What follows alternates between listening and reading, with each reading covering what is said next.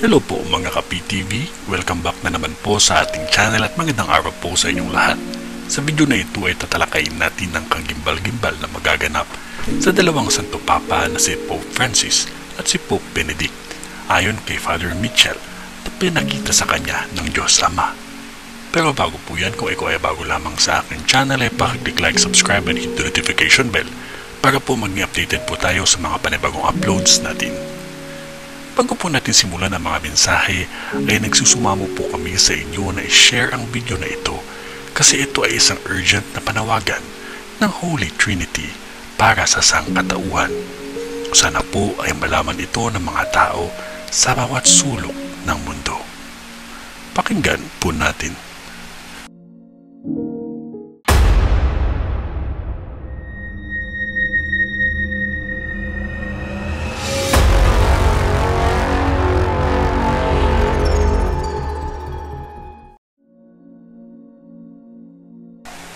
January 3, 2019 ay kinausap ng Panginoon si Father Mitchell tungkol sa isang mangyayari sa simbahang Katolika, particularly sa ating mga Santo Papa na sina Pope Francis at si Pope Emeritus Benedict.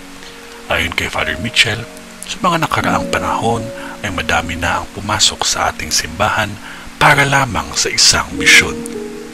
At yun ay baguhin ang doktrina ng ating Panginoon. Ang mga pagbabagong ito ay lalagay nila sa banal na misa at gagawin nila ito at pag-aaralan ng mga arsobiso at ang huling mag-aaproba nito ay ang Santo Papa.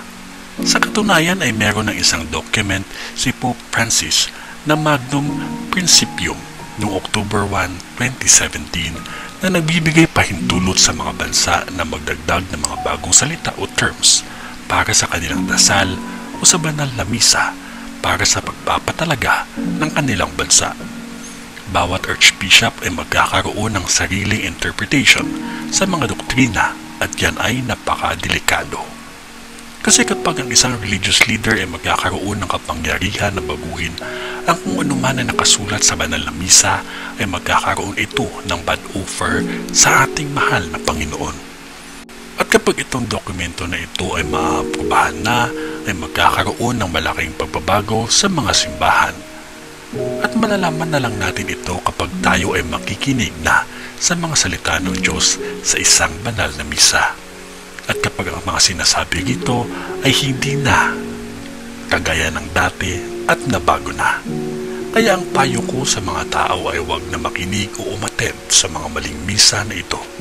Mas mabuti pang kumain na lang ng tinapay kaysa tanggapin ang tinapay sa misa na ito na walang baspas ng ating Panginoon. Ito ang unang signos na ating dadanasin sa mga susunod na buwan o taon. Ang simbahan ay kakaharapin ang parehong nangyari kay Jesus na pagsinta, kamatayan at ang muling pagkabuhay. Ang Antikristo ay nasa hierarchy na ng ating simbahan sa kasalukuyan at sinabi ito ni Father Mitchell na napakaklaro na si Pope Francis ay hindi ang Antichrist. Pero gustong-gusto talaga umupo ng Antichrist na ito sa upuan ni St. Peter. Pero si Pope Francis ay parang magiging si Pedro na isa sa mga apostoles at mapagtanto niya ang kanyang pagkakamali at susubukan niyang ibalik muli ang lahat ng mga Katoliko gamit ang kapangyarihan ng Diyos Ama. Pero sa kasamaang palad, hindi niya ito magagawa dahil siya ay mamamatay bilang isang martyr. At si Pope Benedict naman ay biglaang lilitaw dahil sa kanyang suot na singsing ng Santo Papa ay gagawa siya o magtatawag siya ng isang pagtitipon.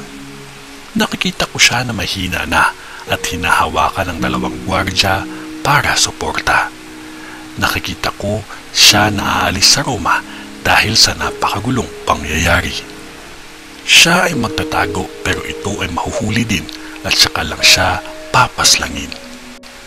Ginagawa ni Pope Francis ang lahat ng may mabuting intensyon pero binigay niya ang kanyang tiwala sa mga arsobiso na magdadala sa kanya sa kamatayan.